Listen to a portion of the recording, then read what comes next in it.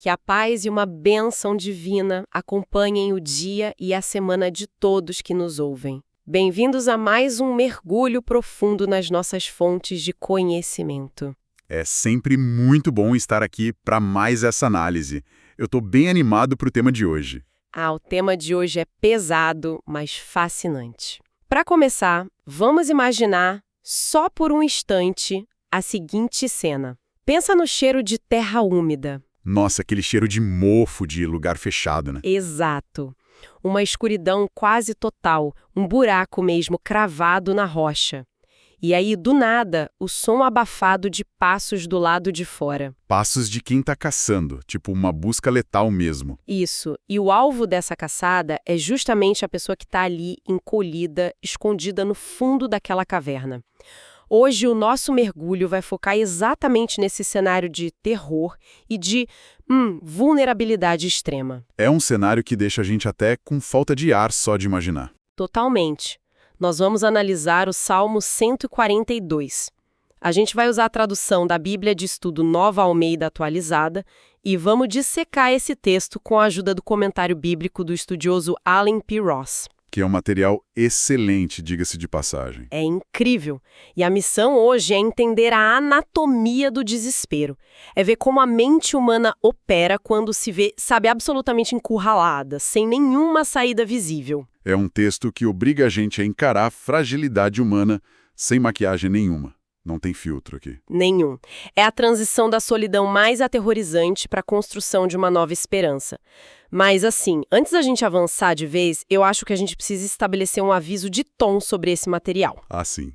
Importante fazer essa ressalva. Porque quando a gente olha para documentos históricos e, textos antigos do Oriente Médio que falam sobre inimigos, é super comum encontrar aqueles pedidos de vingança sanguinolenta, né? Exato, aquela coisa de que meus inimigos sejam destruídos, coisas bem brutais. Pois é, mas o texto que a gente tem em mãos não vai por esse caminho. O Salmo 142 é diferente. Ele é um lamento puramente íntimo e dolorosamente honesto.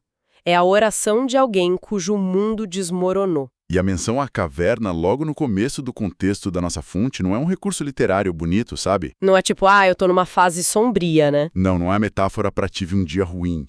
O comentário do Allen P. Ross destaca o título original da obra, e lá classifica o texto como uma oração didática de Davi, quando ele estava literalmente escondido numa caverna. Fugindo do rei Saul. Exatamente.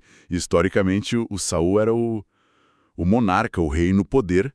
Ele estava usando todo o aparato militar, todo o exército do Estado para caçar o Davi. Caramba! Então, a situação ali não é de um mero desconforto. É perigo iminente. É uma crise de vida ou morte, onde o cara perdeu todo o status dele, a casa, a segurança, tudo. Tudo. Isso transparece logo nas primeiras linhas do texto, né? O autor relata que ergue a voz, clama, suplica. E, de forma muito direta, ele diz, vou até ler aqui, ele diz, derramo diante dele a minha queixa, a sua presença exponho a minha angústia. Essa frase é muito forte. Demais. E eu quero pausar bem nessa palavra queixa, porque isso gera um conflito bem interessante na cabeça da gente. Em muitas tradições, reclamar ou, apresentar uma queixa à divindade é visto como falta de fé. Ou até uma ofensa enorme, né? Sim, uma ofensa. Parece quase contraditório um texto sagrado validar o ato de você, ligar para o serviço de atendimento ao consumidor do universo e despejar as frustrações sem filtro. Fica parecendo que tá tudo errado. É o famoso saque divino. Exato.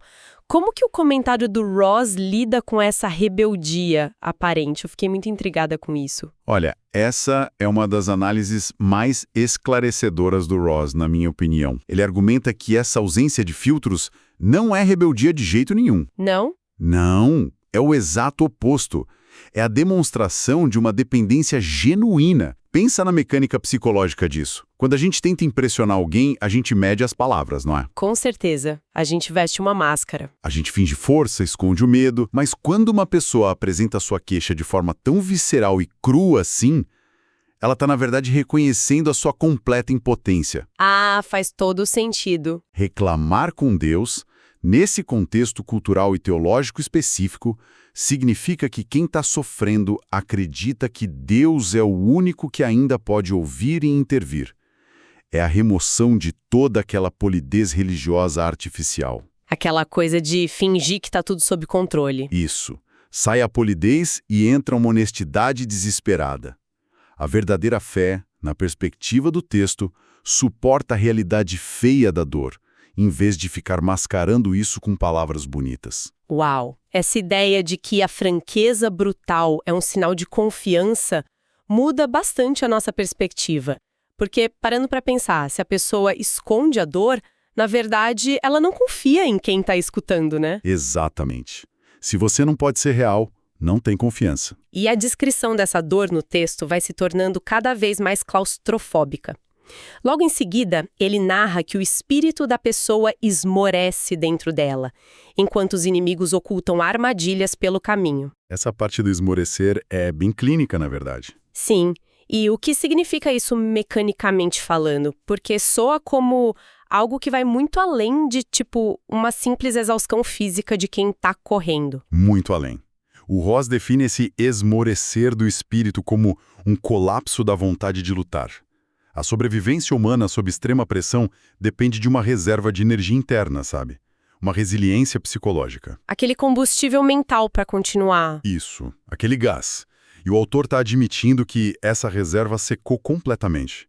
Ele perdeu a batalha interna, a capacidade de formular um plano, de ter esperança no amanhã, de continuar fugindo, tudo isso simplesmente desapareceu. E a situação externa só reflete esse caos interno, né? Porque o texto menciona um laço ou uma armadilha invisível. Sim, o terror psicológico constante. Porque a ameaça não é só a espada que você consegue ver. A ameaça maior é o perigo que não se pode prever. Cada passo fora daquela caverna pode ser o último. Exato. Então, a combinação dessa fadiga mental profunda com uma ameaça constante e invisível cria um estado de paralisia absoluta na pessoa. Nossa, e quando a força interna acaba desse jeito, a reação mais natural do ser humano é buscar algum socorro externo. E é exatamente aí que o texto apresenta uma das imagens mais impactantes de todo o nosso material de hoje. A imagem da direita. Essa mesma. Tem um momento em que o autor diz: olha à minha direita e vê, pois não há que me reconheça, nenhum lugar de refúgio, ninguém que por mim se interesse. Confesso que ao ler as notas sobre isso eu fiquei chocada. É um detalhe que passa despercebido se a gente não entender o contexto. Pois é, por que especificamente à direita? É só um detalhe de direção ou tem uma mecânica cultural operando aqui? Operando aí. E o Ross é brilhante ao desempacotar isso pra gente. No Antigo Oriente Médio, a mão direita não era só uma direção, tipo esquerda e direita. Tá, e o que era então? Era a posição formal de proteção e defesa. Imagina o tribunal daquela época.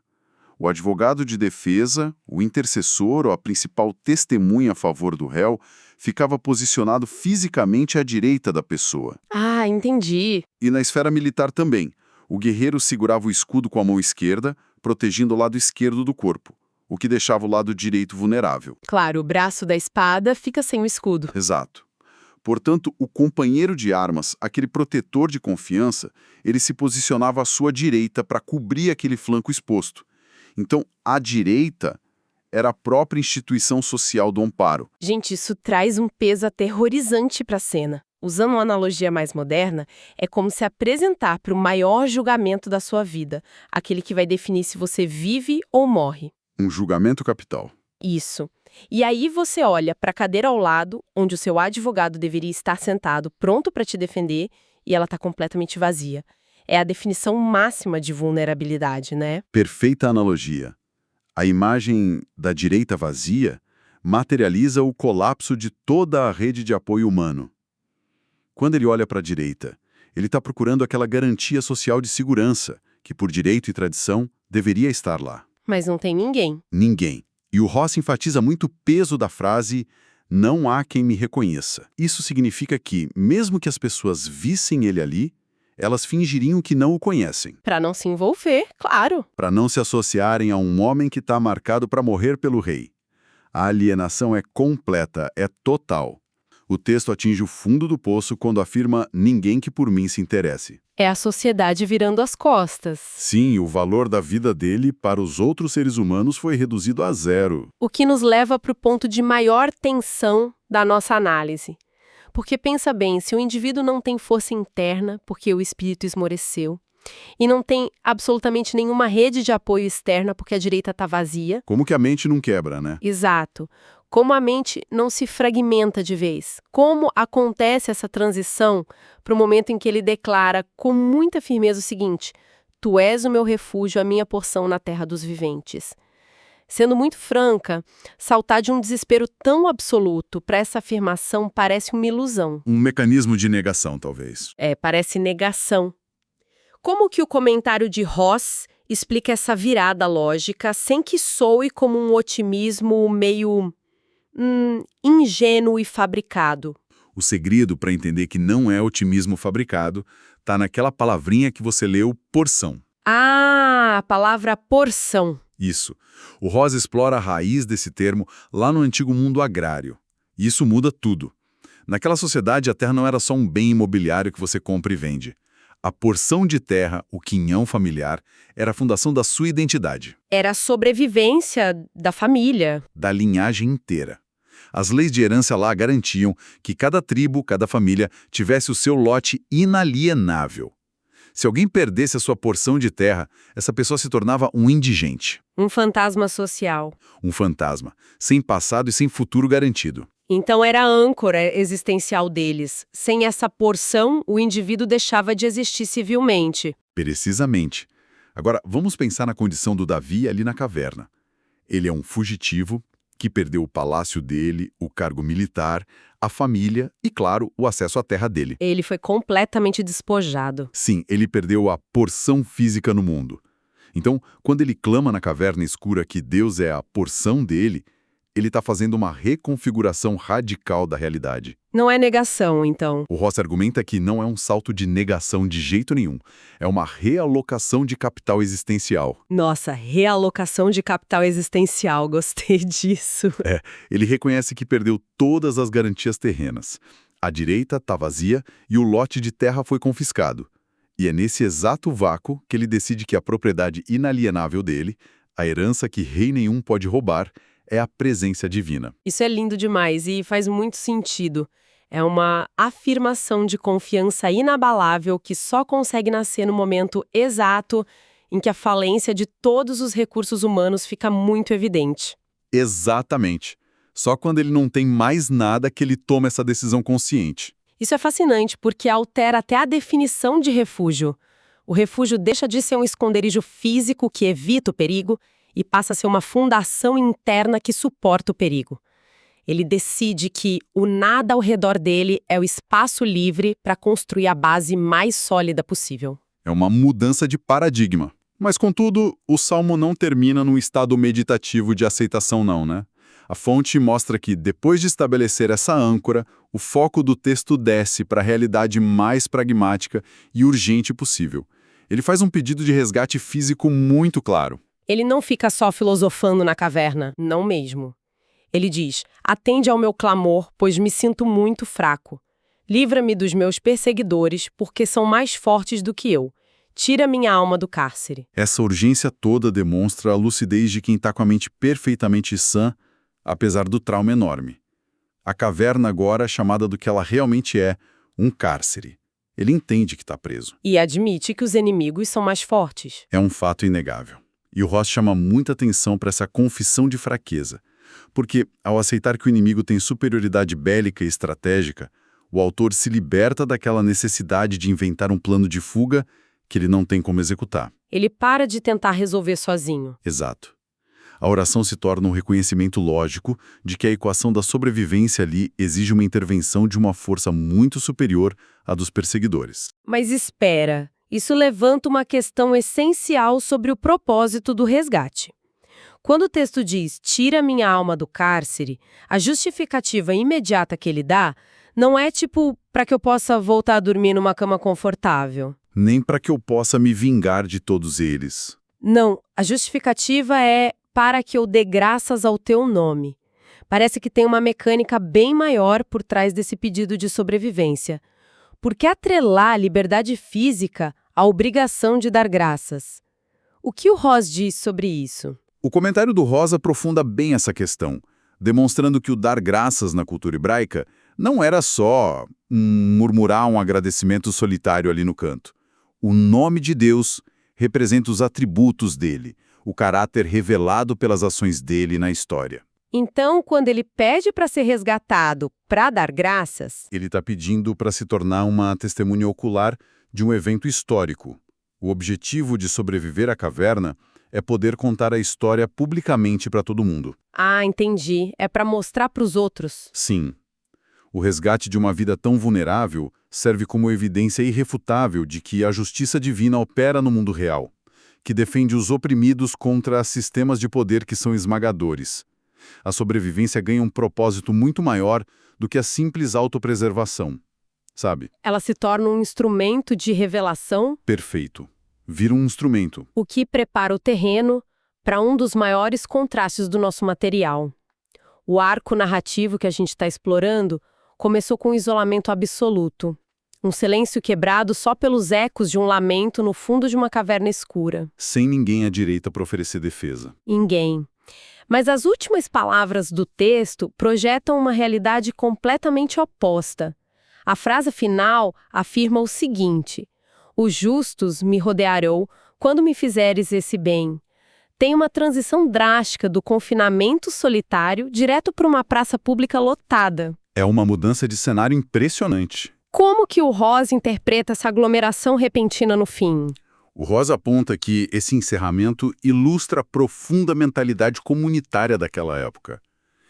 O sofrimento extremo muitas vezes isola a pessoa, né? Fazendo ela sentir que é a única no mundo passando por aquilo. A gente se sente muito sozinho na dor.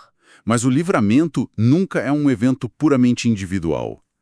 Quando alguém que estava lá no fundo do poço é resgatado, contra todas as probabilidades, essa pessoa se torna um farol para todos os outros que também estão lutando. Nossa, que imagem bonita. E os justos que ele menciona são a comunidade de pessoas que tentam viver corretamente e que muitas vezes também se sentem oprimidas.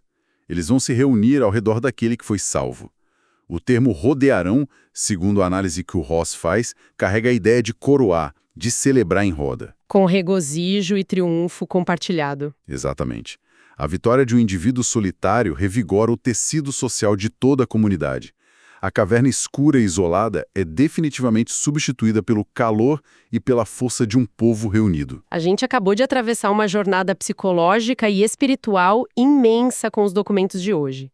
Se a gente sintetizar o que descobrimos aqui, nós começamos acompanhando um ser humano desprovido de todos os seus filtros sociais e religiosos, apresentando uma queixa rasgada no meio de um pânico total. E a gente entendeu a mecânica do terror, né, de quando o espírito perde a força vital para continuar lutando. Sim, nós examinamos aquele vazio jurídico e humano da direita desocupada, que é aquele momento exato em que a sociedade formalmente lava as mãos sobre a vida de alguém. E também vimos a engenharia genial de reverter esse quadro ao escolher o refúgio divino como a única e definitiva porção, a herança que não pode ser roubada. E, finalmente, nós entendemos que o resgate de uma prisão sombria tem como destino final acender a esperança coletiva de uma comunidade inteira. Foi um mapeamento incrível de como a fragilidade extrema não precisa ser negada, mas pode ser, na verdade, o alicerce para uma resiliência duradoura. A honestidade diante da falta de saídas humanas é justamente o que pavimenta a estrada para uma fundação muito mais sólida. É uma verdade que mexe muito com a gente. E isso nos deixa com uma reflexão poderosa para levarmos conosco. Ao longo da nossa jornada, é bem provável que a gente passe por situações que funcionam como verdadeiras cavernas, sabe? Onde o medo é palpável e a solidão parece devorar tudo ao nosso redor. Aqueles momentos de escuridão total. Isso. Mas e se os momentos de isolamento mais brutal, exatamente aqueles em que olhamos para a nossa direita e a cadeira está assustadoramente vazia, forem as raras oportunidades que nós temos para descobrir qual é, de fato, a nossa verdadeira porção? É uma ótima pergunta para quem está ouvindo refletir. Será que é apenas no vácuo das garantias humanas que a gente consegue enxergar a única fundação inabalável? Fica aí a provocação para o nosso próprio entendimento de onde, no fim das contas, a gente deposita a nossa confiança. Que Deus abençoe todos os ouvintes